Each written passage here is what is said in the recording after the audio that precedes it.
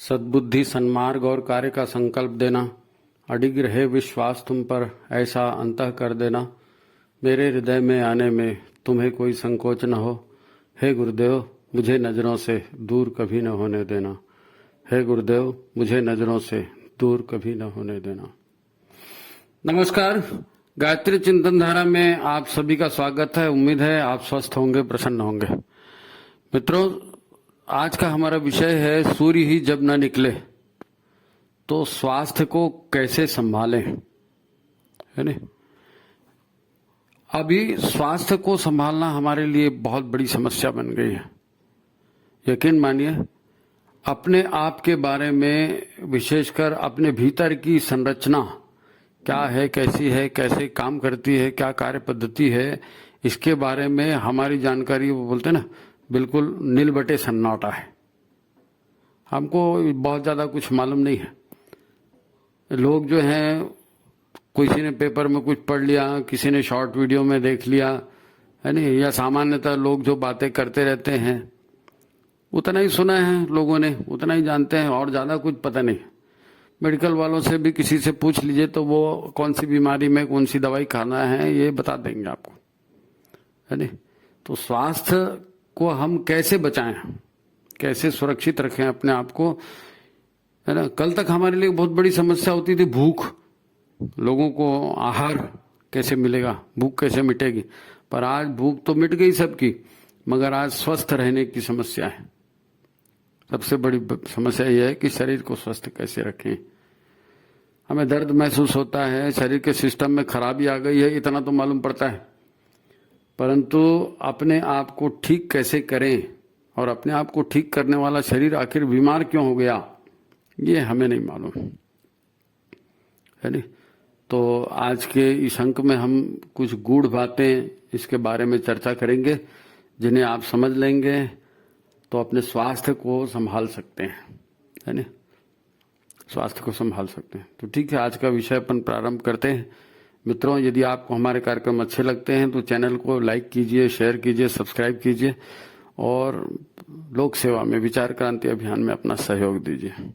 ठीक है, ये एक निवेदन है हमेशा की तरह। तो आज का कार्यक्रम अपन शुरू करते हैं। मित्रों, हमारा शरीर क्या, सारी दुनिया है, ऊर्जाओं का खेल है ना, ऊर्जाओं का खेल है। और हमारे शरीर के दो भाग हम सहज अनुभव कर सकते हैं। एक है फिजिकल बॉडी और एक है अंदर का शरीर, है ना। बोलते हैं भीतर में कैसे कैसे लग रहा है भीतर में कैसे कैसे लग रहा है, वो भीतर वाला शरीर, उसका अंदर का सूक्ष्म शरीर। और एक फिजिकल बॉडी, हाथ पैर नाक कान मुंह जो भी हमारे हैं, ये दो शरीर के भाग हैं। इन दोनों के बारे में जानकारी हमको होना चाहिए, ये कैसे काम करते हैं, क्या होता है नहीं। तो बाहरी अंग तो विभिन्न प्रकार के सिस्टम से बना है। तरह तरह के हार्मोन्स बनते हैं शरीर में, तरह तरह के प्रोटीन बनते हैं, रक्त बनता है ना। और फिर इनको बनाने वाले, काम करने वाले पेट हैं, फेफड़े हैं, हृदय है, हमारा मस्तिष्क है, ब्रेन, है नहीं। ये सब अपने अपने काम करते रहते हैं और इनको काम करने के लिए जो ऊर्जा चाहिए, तो ये स्थूल शरीर हैं और इनको जो ऊर्जा चाहिए वो हमारे भोजन से मिलती है ना। भोजन का पाचन होता है, उससे पाचक रस से जो पचता है वो फिर भोजन इन्हीं के काम आता है, इनको चलाने के लिए, है नहीं। परंतु यहाँ एक महत्वपूर्ण बात लोग भूल जाते हैं और वो है प्राण। प्राण यानी प्राण ऊर्जा। हम प्राण ऊर्जा की बात करें, प्राण वायु भी कहते हैं इसको, प्राण ऊर्जा भी कहते हैं।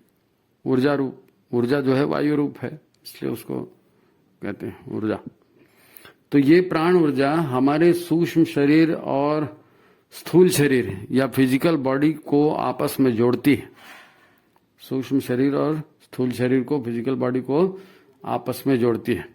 इसी प्रकार शरीर का दूसरा, ये जो अदृश्य भाग है सूक्ष्म शरीर, ये भी अलग अलग, इसके भी पार्ट होते हैं अलग अलग, है नहीं। सूक्ष्म शरीर के भी अलग अलग पार्ट होते हैं। मन और प्राण के बारे में आप सुनते तो रहते हैं। हमारा सूक्ष्म तंत्र का क्या है, एक चीज है बुद्धि, है नहीं, ये दिखती तो है नहीं लेकिन होती है। एक होता है अहंकार, ये भी नहीं दिखता लेकिन ये भी होता है। मेमोरी है, स्मृति, है नहीं। एक और चीज है, उसको चित्त कहते हैं, आपने सुना होगा चित्त। और ये चित्त भी क्या है? ये चित्त है हमारे पॉजिटिव और निगेटिव रिकॉर्डेड ऊर्जाओं का संग्रह। तो ये सब सूक्ष्म शरीर के भाग है। जैसे स्थूल शरीर के भाग बताए, वैसे ये सूक्ष्म शरीर के भाग, इनके बारे में भी जानकारी होना जरूरी है, तो इनका बैलेंस बना सकेंगे, क्योंकि सूक्ष्म शरीर ही स्थूल शरीर को बनाता है। अगर स्थूल शरीर को स्वस्थ रखना है तो सूक्ष्म शरीर को स्वस्थ रखना पड़ेगा। आप कहेंगे हमको ये सब क्यों बता रहे हैं? ये सब इसलिए बता रहे हैं कि इसके बिना आप समझ ही नहीं सकेंगे कि आप बीमार होने का कारण क्या है। देखो आजकल सूरज के दर्शन नहीं हो रहे हैं, है नहीं, प्राय आकाश में बादल ही छाए रहते हैं। आपको ये तो मालूम है कि ऐसे मौसम में सर्दी, खांसी, बुखार, मलेरिया, डेंगू, है नहीं, इन सब का प्रकोप बढ़ जाता है, आंखों की बीमारी हो जाती है, पेट खराब हो जाता है। तो इसका प्रमुख कारण क्या है? प्रमुख कारण है शरीर की रोगों से लड़ने की क्षमता कम हो गई। कहाँ से कम हो गई? क्योंकि विटामिन डी हमारे शरीर को नहीं मिल रहा है। अब सूर्य के प्रकाश में प्राण ऊर्जा भी होती है। प्राण ऊर्जा का स्रोत क्या है? सूर्य है। सूर्य से ही प्राण ऊर्जा, वनस्पति, पेड़, हमारे बीच में जहां से भी प्राण काम करता है सूर्य के माध्यम। तो सूर्य अब निकल नहीं रहा है। सूर्य की ऊर्जा, सूर्य का प्रकाश जो है, ये उसके सूर्य की ऊर्जा इस प्रकाश के माध्यम से हमारी त्वचा पे पड़ती है, और हमारी त्वचा के भीतर फिर त्वचा क्या करती है? विटामिन डी बनाती है। अब सूर्य नहीं निकलेगा तो विटामिन डी बनने का काम कम हो जाएगा, तो रोगों से लड़ने की शक्ति कम हो जाएगी, है नहीं। सूर्य नहीं तो धूप नहीं, धूप नहीं तो प्राण का प्रवाह भी नहीं। अब विटामिन डी से शरीर स्वस्थ बनता है। अब विटामिन डी भी कम पड़ गया तो हम बीमार पड़ना शुरू कर दी। लोगों को बीमारी नहीं होती है तो सुस्त रहते हैं लोगों का पेट खराब हो जाता है, बोरियत महसूस करते हैं, लोगों के बाल झड़ने लगते हैं, ग्लूकोज का लेवल कमजोर हो जाता है, सुस्ती लगती है नहीं, आलस लगता है। अब ऐसे समय में हम क्या करते हैं? हम कहते हैं भाई उमस हो रही है, चलो एसी चला दो, या बोर लग रहा है, चाय P low, coffee P low, या कोई चटपटी चीज खा लो। अगर इसी सबसे समाधान हो जाता हो, फिर डॉक्टरों के यहाँ भीड़ क्यों बढ़ती? डॉक्टरों की भीड़ इसलिए बढ़ रही है कि लोग अपने शरीर को संभाल नहीं पा रहे हैं इनकी वजह से। फिजिकल बॉडी की गड़बड़ी सूक्ष्म शरीर के सिस्टम को भी खराब कर देती है। डॉक्टरों की गोलियां आपके सिम्टम्स को रोकती हैं, जो भी लक्षण आपके दिख रहे हैं, हाँ दर्द, पैर दर्द, सिर दर्द, उल्टी टट्टी, जो भी हो रहा है, तो ये सिम्टम है। इस सिम्टम को रोकने का काम डॉक्टरों की गोलियां करती हैं। बीमारी को ठीक नहीं करती, लक्षणों को ठीक करती।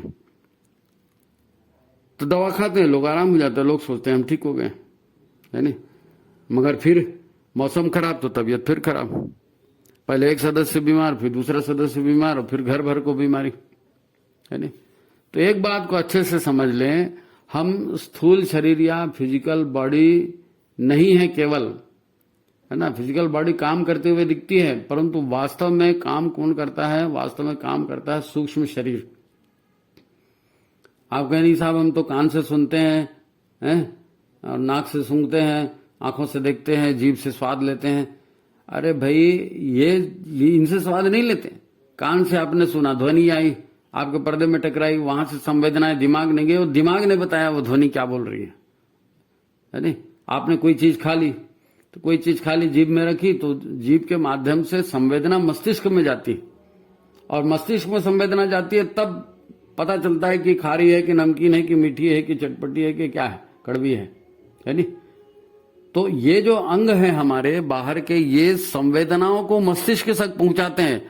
ये इंद्रियां कह जरूर देते हैं हमको ये हमारी इंद्रिय है, लेकिन वास्तव में इंद्रियां सूक्ष्म शरीर की इंद्रियां होती है, वहां से अनुभव होता है। अब आप बीमार हो गए, तो आप डॉक्टर के पास जाते हैं, बोलते हैं ना डॉक्टर साहब क्या करें, हमको कोई स्वाद नहीं आ रहा है। तो स्वाद नहीं आ रहा मतलब जीभ नहीं है क्या? नहीं, जीभ तो है, लेकिन वहां से संवेदनाएं वहां नहीं जा रही हैं, और जो अंदर सूक्ष्म शरीर काम करता है, जो बताता है, ये है, ये लिंक टूट गई तो वो काम भी नहीं बता पा रहा है बीमारी की वजह से, प्राण कमजोर हो गया। तो त्वचा और ये सारी जितनी भी बाहरी चीजें हैं, ये संवेदनाओं को ले जाती है, खुद देखती सुनती नहीं है नहीं। हमें स्वाद, दृश्य, ध्वनि आदि का अनुभव कराने वाली सूक्ष्म इंद्रियां हैं, जो हमारे सूक्ष्म शरीर का भाग है। और ये सूक्ष्म इंद्रियां भी कोई रक्त से या ग्लूकोज से काम नहीं करती। ये सूक्ष्म इंद्रियां जो हैं ग्लूकोज बाटल चढ़ा दो काम करने, नहीं, ऐसा नहीं है। सूक्ष्म इंद्रियां काम करती हैं प्राण शक्ति से। ये प्राण शक्ति अलग चैप्टर है, फिजिकल बॉडी, फिजिकल शक्ति अलग चैप्टर है, ठीक है। तो पूरा सूक्ष्म शरीर प्राण से ही काम करता है, प्राण से ही संचालित होता है। तब इसका मतलब क्या निकला? इसका मतलब ये निकला कि फिजिकल बॉडी का मैकेनिज्म चलता है आपके आहार के द्वारा पचे हुए भोजन से, है नहीं? ये केवल भौतिक रासायनिक प्रक्रिया होती है खाली उसकी, परंतु शरीर के सारे सिस्टम, सारे तंत्र काम करने वाला जो है वो चैतन्य ऊर्जा से काम करता है, सूक्ष्म शरीर। इसको ही प्राण कहते हैं।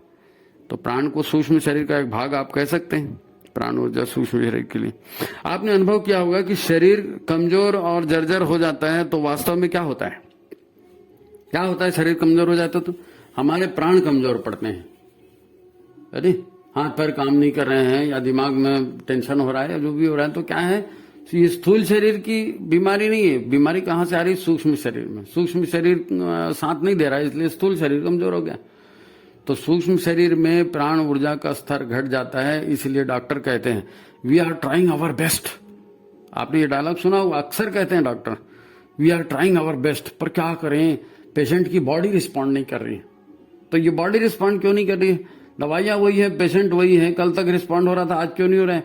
इसलिए नहीं हो रहा है कि प्राण का स्तर लगातार घटते जा रहा है, सूक्ष्म शरीर जो है निष्क्रिय होते जा रहा है। तो जाहिर है केवल ग्लूकोज की बाटल चढ़ाने से जीवन नहीं चलेगा। जीवन को चलाने के लिए सूक्ष्म शरीर को, है नहीं, उसको चार्ज करना पड़ेगा। शरीर के अंग प्रत्यंगों को चलाने वाली ऊर्जा हमारी प्राण शक्ति है। तो बात साफ है कि शरीर को स्वस्थ रखने के लिए इस प्राण ऊर्जा का तंत्र क्या है, प्राण कहाँ से आते हैं, कैसे प्राण ग्रहण किए जाते हैं, कैसे प्राणों को बढ़ाया जाता है, प्राण कहाँ खत्म हो जाते हैं, खप जाते हैं, ये इसकी आवक जावक हमको पता चल जाए, है ना। तो ये केवल ग्लूकोज, प्रोटीन, मिनरल या ऑक्सीजन वाला तंत्र नहीं है नहीं। हमें शरीर को प्राणवान भी बनाना है। ये प्राण न केवल शरीर के हर तंत्र की व्यवस्था को ठीक करता है, उन्हें चलाता है, बल्कि सारी टॉक्सिसिटी या जितने जहरीले पदार्थ, अनवांटेड केमिकल्स वगैरह शरीर में आते हैं, इन सबको कौन खत्म करता है? प्राण। प्राण से इनका निष्कासन होता है और तब शरीर शुद्ध होता है। तब फिर तो शरीर बीमार है, मतलब कि शरीर में प्राण ऊर्जा की कमी है। देखो, एक उपचार की पैथी है, अलग अलग पैथी होती है ना, आयुर्वेदिक, होम्योपैथिक, ऐसी एक उपचार की पद्धति है, उसको कहते हैं रेकी या प्राण चिकित्सा। ये रेकी या प्राण चिकित्सा में कैसे उपचार होता है? व्यक्ति के बीमार अंग को रेकी या प्राण प्रदान किया जाता है। घुटने में तकलीफ है, छाती में तकलीफ है, तो उसको प्राण दिया जाता है। प्राण दे शक्ति दे करके और उस अंग को प्राणवान किया जाता है, तो बीमारी दूर हो जाती है। कोई भी इसकी ट्रेनिंग ले सकता है, कोई जादू मंत्र वाली बात नहीं है। ये भी एक साइंस है, रेकी प्राण चिकित्सा का एक विज्ञान है। खैर, हम बात कर रहे थे कि लगातार हमारा शरीर सूर्य प्रकाश से वंचित होता है तो कई बीमारियां लग जाती हैं, क्योंकि सभी प्राणियों में प्राण आता है सूर्य से ही, है नहीं। प्राण ही प्राणी को सशक्त बनाता है। अब सूर्य नहीं है, प्राण कम हो गया, तो कोई भी वायरस, कोई भी फंगस, कोई भी बैक्टीरिया हमारे शरीर में प्रवेश कर जाता है और शरीर को आसानी से डैमेज कर देता है नहीं। तो बीमारियों से बचने के लिए हमें क्या करना? प्राणवान बनना पड़ेगा, प्राणवान बनना पड़ेगा। और जब सूर्य दर्शन नहीं होता, तब इस प्राण के सिस्टम को समझना और भी जरूरी हो जाता है, क्योंकि धूप पड़ते रहती है तो हम ध्यान नहीं देते उतना। अब धूप नहीं है तो सारी बीमारियां बढ़ रही ना। तब प्राण आएगा कहां से? तो प्राण आएगा सूर्य से, है ना। प्राण हमें मिलता है सूर्य से। सभी जीवित वनस्पतियां, फल, सब्जियां आदि हमारे लिए प्राण का अच्छा स्रोत है, क्योंकि सूर्य से ये प्राण लेते हैं और इनसे फिर प्राण हम लेते हैं, है ना। एंजाइम्स जो होते हैं ना, शरीर में इतना महत्वपूर्ण काम करते हैं। एंजाइम्स हमें कहां से मिलते हैं? ये जीवित वनस्पतियों से, फलों से, इनसे मिलते हैं, बिना पके हुए भोजन से, है ना। इसलिए कहते हैं कि फल, सब्जी, अनाज को बासी करके मत खाएं, है ना, एंजाइम्स मर जाते हैं, है ना। ज्यादा उबाल कर, तन भूर कर मत खाएं, उसकी प्राण शक्ति खत्म हो जाती है। ऐसा करने से भोजन मर जाता है, निष्प्राण हो जाता है। अच्छा, दूसरी बात, इसके अलावा पौधे जो हैं, ये श्वास की क्रिया से ये भी श्वास लेते हैं पौधे, तो ये कार्बन डाइऑक्साइड लेके ऑक्सीजन छोड़ते हैं। तो इस ऑक्सीजन के साथ भी प्राण तत्व हम ग्रहण करते हैं। प्राण ऊर्जा हम अपनी श्वास के द्वारा भी प्राप्त करते हैं। डायरेक्ट सनलाइट से कम करते, प्राण से ही, श्वास से ही ज्यादा प्राण आते हैं। तो ये भी आते तो सूर्य से ही है ना, सूर्य से पौधों ने लिया, पौधों से हमने लिया। अब प्राणायाम भी ऐसी ही प्रक्रिया है जिसमें हम वायु से प्राण लेकर, ऊर्जा लेकर अपने शरीर में उसे स्थापित करते हैं और शरीर को मजबूत बनाते हैं। स्थूल शरीर काम करते हुए दिखता है, लेकिन वास्तव में काम क्या करता है? प्राण। अब ये प्राण भी शरीर में 5 अलग अलग भागों में बट जाता है। वैसे तो और भी 5 प्राण, 5 उप प्राण होते हैं, लेकिन अपन उतना डिटेल में नहीं जाते। 5 प्राण होते हैं। अब ये 5 प्राण कौन से हैं? प्राण, समान, व्यान, उदान, अपान। इसको प्राण वायु भी कहते हैं, प्राण भी कहते हैं। तो प्राण क्या काम करते हैं? प्राण काम करते हैं शरीर को ऑक्सीजनेट करते हैं, ऊर्जावान बनाते हैं, अशुद्धियों को बाहर करते हैं। समान प्राण, दूसरा प्राण जो है वो क्या करता है? वो भोजन को पचाने का और शरीर की नाड़ियों तक वो पचे हुए भोजन को भेजने का काम समान वायु करती है, समान प्राण करता है। व्यान, तीसरा व्यान है। व्यान क्या करता है? व्यान रक्त को शुद्ध करके सभी नाड़ियों में शुद्ध रक्त प्रभावित कर जो भेजने का काम है, ये व्यान के द्वारा होता है। प्राण, व्यान, प्राण, समान, व्यान 3 बोला ना। अभी उदान, ये उदान वायु कंठ में होती है और ये भाषाओं की शुद्धता पर नियंत्रण करती है, स्वर पर नियंत्रण करती है उदान वायु। और एक अपान वायु है, 5वीं। अपान प्राण, 5वां प्राण अपान। अपान वायु बोलो, अपान प्राण बोलो। ये आंतों में मल क्षेत्र में है ना, निचले शरीर का जो निचला भाग है, जहां शुक्र बनते हैं, गर्भ स्थापित होता है, आर्तव होता है ना, तो इसको रेगुलेट करने का अपान वायु, अपान प्राण करते हैं। तो ये 5 प्राण है। ये प्राण, इन प्राणों से शरीर संचालित होता है।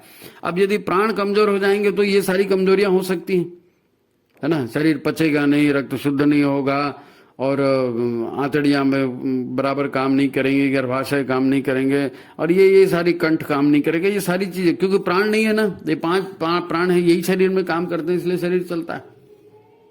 तो हर प्राणी का मुख्य तत्व तो प्राण ही है, प्राण ही जीवन है। हमारे शरीर में जैसे रक्त दौड़ता है, ऐसे 72,600 नाड़ियां हैं, है ना। और यही नाड़ियों में प्राण का प्रवाह होता है, सारे शरीर में प्राण संचालित होता है इन 72,600 नाड़ियों से। इसका विस्तार कभी और समझेंगे। अभी हमको ये समझना है कि प्राण ही जीवन है और प्राण का पूरा तंत्र हमारे शरीर में है। तो हम बीमार क्यों होते हैं? हम बीमार क्यों होते हैं? वो कौन सी चीज है हमारे शरीर में जो प्राण को खा जाती है, जिससे कि हमारा प्राण क्षीण हो जाता है या कम हो जाता है? तो प्राण अर्जित करना और प्राण को सुरक्षित रखना, ये दोनों चीजें प्राणवान बनने के लिए जरूरी है ना। कमाई करना और बचत करना, प्राण अर्जित करना और प्राण को नष्ट होने से बचाना। तो ये है, काहे से नष्ट होता है? ये हमारी अपनी करतूतों से नष्ट होता है। जी हाँ, हम जब प्रकृति के साथ चलते हैं, जीवन के साथ चलते हैं, बायोलॉजिकल क्लॉक के साथ चलते हैं, तो प्राणों की अतिरिक्त खपत नहीं होती। नदी के बहाव के साथ चलते हैं तो ज्यादा ताकत नहीं लगती है ना। वैसे प्रकृति के साथ चलेंगे तो शरीर को चलाने में भी ज्यादा ताकत नहीं लगती। लेकिन जब हम प्रकृति के विरुद्ध सोचते हैं, प्रकृति के विरुद्ध भावना करते हैं, चाहते हैं, कामना करते हैं, हमारी कार्य पद्धति प्रकृति के विरुद्ध हो जाती है, तो शरीर की व्यवस्था को ठीक करने के लिए हमें फिर शक्ति कम पड़ती है।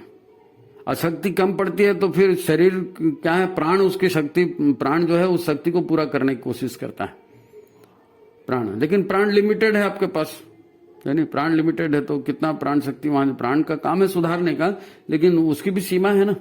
अब शरीर में प्राण ही नहीं बन रहा है, आप प्राणवान बन ही नहीं रहे हो, और तो प्राण कहाँ खर्चा करोगे? कमाई नहीं है तो खर्चा भी नहीं होगा।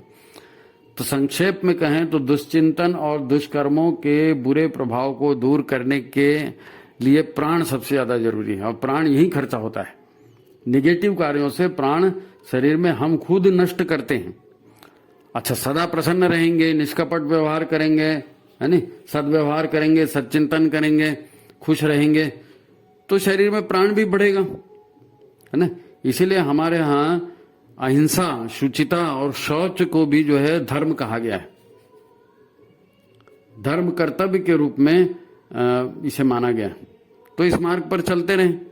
हम जितना क्रोध करेंगे, हिंसा करेंगे, चिंता करेंगे, तनाव करेंगे या अवसाद में जाएंगे, तो ये सभी मनोविकार जो हैं ये प्राण को खा जाते हैं।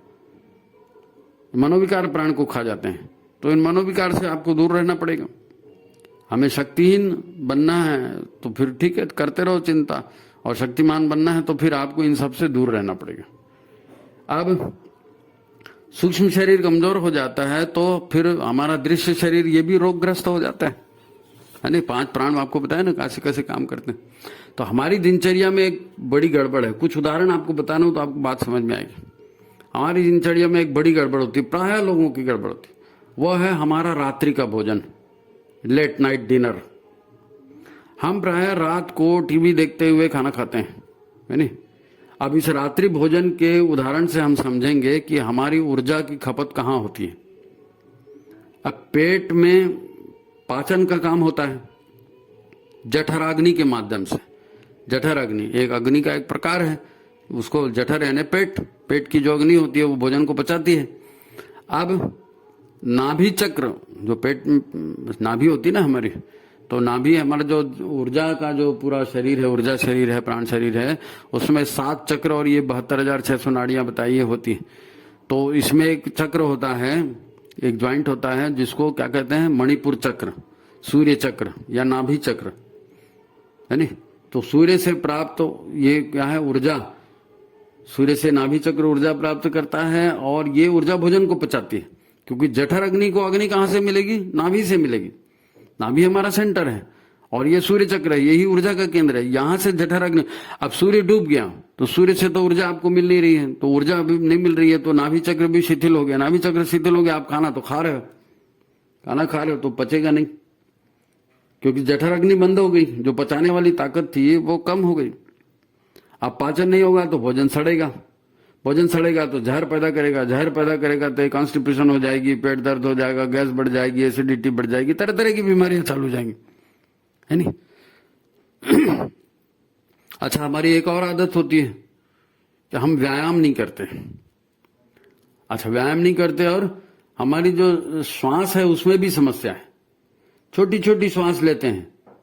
हमारे फेफड़े में इतनी ताकत है कि वो ढेर सारी ऊर्जा पैदा कर सकते हैं, ऑक्सीजन ढेर सारी लेके रक्त को शुद्ध कर सकते हैं।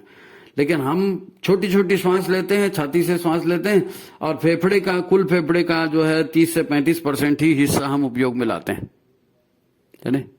आप शायद नहीं जानते, हमारे शरीर का 70% जहर इस श्वास के माध्यम से हम बाहर निकालते हैं, है नहीं। टॉक्सिसिटी, जहर होता है ना, जितनी भी शरीर को हानि पहुंचाने वाली चीजें, उसमें सबसे ज्यादा क्या है, ये गैसें हैं, श्वास, है ना। कार्बन डाइऑक्साइड शरीर के हानिकर, इसको हम बाहर निकालते हैं, कहाँ से, श्वास। अब आप फिर छोटी छोटी श्वास ले रहे हैं, थोड़ी सी ऑक्सीजन अंदर जाती है और फिर आधे बीच से बाहर चली जाती है। थोड़ी सी श्वास अंदर जाती है, फिर आधे बीच से बाहर, पूरा फेफड़ा जो है उसके नली, एक नलियां होती है बहुत सारी, उसी में रक्त प्रवाहित होता है, उसमें ऑक्सीजन जाती है तो एक्सचेंज होता है। कार्बन डाइऑक्साइड बाहर निकाल लेता है और ऑक्सीजन रक्त में मिल जाती है, रक्त को लाल बना देती है। तो रक्त जितना शुद्ध और जितना तरोताजा बनेगा उतना शरीर स्वस्थ रहेगा। अब हम श्वास ही छोटी छोटी ले रहे हैं तो ऑक्सीजन भी पूरी शरीर में नहीं जा रही है। शरीर में ऑक्सीजन नहीं जा रही है तो शरीर के जो कोशिकाएं हैं वो कमजोर होने लगती हैं, मृत होने लगती हैं। शरीर की कोशिकाएं कमजोर होने लगती, मृत होने लगती। अब शरीर की कोशिकाएं जब कमजोर और मृत होने लगती हैं तो फिर क्या होता है, वो अंग में शिथिलता आ जाती है, अंग में शिथिलता आ जाती है। तो हमारी ये जो गलतियां हैं, हम छोटी छोटी श्वास लेते हैं तो हमको बड़ी श्वास लेना चाहिए, नाभि से श्वास लेना, से कहते हैं ना, नाभि से श्वास लेना चाहिए। छोटा बच्चा आपने देखा होगा, 1-2 महीने का, 4 महीने का छोटा बच्चा देखना, वो पड़ा रहेगा कहीं पे तो उसका पेट ऊपर नीचे होता है, वो पेट से श्वास लेता है, नाभि से, क्योंकि पूरी ऑक्सीजन नाभि से ही जाए। नेचुरली हम ऐसे ही नाभि से श्वास लेते हैं, लेकिन अप्राकृतिक जीवन जी रहे हैं, औपचारिकता निभा रहे हैं, तो फिर हमारी श्वास भी छोटी छोटी चलती है। तो श्वास छोटी छोटी चलती है तो ये सारे फिर दुष्परिणाम निकलते हैं। तो रात्रि भोजन प्रकृति के विरुद्ध काम, छोटी छोटी श्वास प्रकृति के विरुद्ध काम, तो हम फिर जहर खुद ही पैदा कर रहे हैं और जहर को हटाने वाला काम भी नहीं कर रहे हैं, तो शरीर फिर बीमार होता है, शरीर बीमारी होता है। तो ये जो छोटी छोटी चीजें, इन छोटी छोटी चीजों को हमको समझना पड़ेगा। और सत्य यही है ना, सबसे बड़ी बात है, सत्य यही है कि हम सत्य को या जीवन को जानने समझने का प्रयत्न ही नहीं करते। हमें लगता है कि हम सब जानते हैं, है नहीं? हमारा सारा ध्यान पैसा कमाने में, मनोरंजन की बातें करने में, खाने पीने की योजनाएं बनाने में, है नहीं, लग जाता है। फिर ऐसा लगता है कि पैसे हमारे पास होने चाहिए, पैसा होगा तो सब हो जाएगा। हमारे मन में यही बैठा है कि बढ़िया खाओ, बढ़िया पियो, मनोरंजन करो, और इमरजेंसी आ जाए तो उसके लिए पैसा कमाओ। हमारे आज के हालात देख लो, अब केवल सूरज ही नहीं निकल रहा है। तो केवल सूरज ही नहीं निकलने से क्या हो रहा है? डॉक्टरों के यहाँ भीड़ लग गई। सर्दी, खांसी, पेट की बीमारियां, तरह तरह के बुखार, यहां दर्द, वहां दर्द। ये क्या हो गया? ये लाइफस्टाइल हमने खराब कर दी। तो लाइफस्टाइल से जो हो रहा था, बीपी, शुगर, आर्थराइटिस, वो तो हो ही रहा था, लेकिन अब ये बादल नहीं आ गए, सूर्य की लाइट पड़ गई, तो ये फिर हमारा उससे व्यवहार हमने बदला नहीं, उसको समझा नहीं कि भाई ऐसा करेंगे तो हम बीमार हो जाएंगे, तो बीमार ना पड़े, क्या करें, नहीं मालूम, जानकारी नहीं है नहीं? मैं ये समझ रहा था, मैं ये सोचा। अरे तुम्हारे समझने सोचने से नहीं बाबा, प्रकृति के हिसाब से चलना पड़ेगा। नहीं साहब, ये सीजनल बीमारियां, अरे सीजनल बीमारियां तो गर्मी, ठंडी, बरसात प्रकृति की देन है। प्रकृति को ये सीजनड करती है शरीर को, तो शरीर तो स्वस्थ होना चाहिए। मुख्य बात क्या है? मुख्य बात यह है कि क्या खाएं, कैसे खाएं, कितना खाएं, क्योंकि ऊर्जा सबसे ज्यादा पचने में लग जाती है। कब खाना, कब नहीं खाना, और ये सारी वैज्ञानिक बातें अब हमारे संस्कार में उतर जाना चाहिए। प्रकृति, पर्यावरण खराब हो रहा है, तो हमको तो अपने शरीर को ठीक चलाने की विधि हमको मालूम होना चाहिए। लंबी श्वास ले, नाभि से श्वास ले, है नहीं, तो शरीर अपने आप को ठीक कर लेता है भाई। उसे ठीक होने का मौका तो दें। ज्यादा खाना खा लेते हैं, लेट नाइट खाना खाते हैं, पचता नहीं है, तो फिर कम खाएं, हरी सब्जियां खाएं। आप जो भी खाना खाते हैं उसमें आधा हरी सब्जियां खाएं, आधा पका हुआ भोजन खाएं। ये बैलेंस बना कर रखें। रात का भोजन बंद कर दें, रात का भोजन न खाएं। जरूरी पड़ा तो फल वगैरह खा लें कुछ। अपने प्राण शक्ति को बढ़ाएंगे तो प्राण शक्ति से ही आपका प्राण शरीर ऊर्जावान बनेगा। प्राण शरीर ऊर्जावान बनेगा तो आपका स्थूल शरीर भी ठीक रहेगा, है ना? जब हम अपने स्थूल, सूक्ष्म और कारण शरीर को जानेंगे, यह हमारे भीतर का विज्ञान है। आध्यात्म हमको बताता है स्थूल शरीर क्या है, सूक्ष्म शरीर क्या है, प्राण क्या है, ऊर्जा क्या है, चेतना क्या है। जब हम इसको समझते हैं, शरीर का स्वस्थ होना तो मामूली बात है जी, ये तो चेतना की उन्नति की बात बताता है अध्यात्म। तो उसमें तो ये गौण है, तो शरीर तो स्वस्थ हो ही जाता है। वैसे नहीं भी खाओगे तो लोग बिना श्वास, बिना अन्न के भी केवल वायु के आधार पर जिंदा रहेंगे। कई लोग हैं ऐसे, है नहीं? विशेषकर मन के कार्य और स्वभाव को हम जान लें तो हमसे गलतियां नहीं होंगी। हम अपने स्वभाव को ठीक कर लें तो हमसे गलतियां नहीं होंगी। हम अपने शरीर की प्राण ऊर्जा को वेस्ट नहीं करेंगे, और शरीर प्राणवान रहेगा, प्रसन्नचित्त रहेगा, तो दिमाग में नए नए विचार भी आएंगे और उत्साह भी आएगा। तो आप शरीर को बेहतर ढंग से जी सकेंगे, बेहतर ढंग से, है ना?